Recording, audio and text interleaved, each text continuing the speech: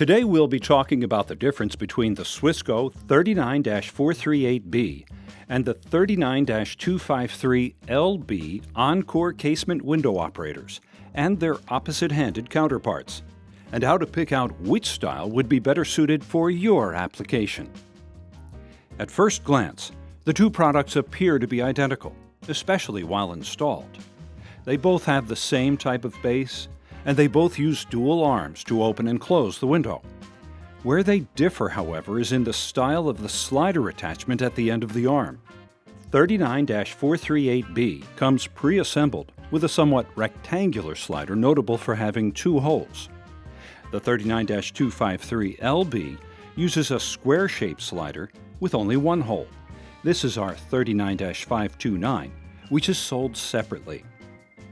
For these parts and more, visit us at SWISCO.com.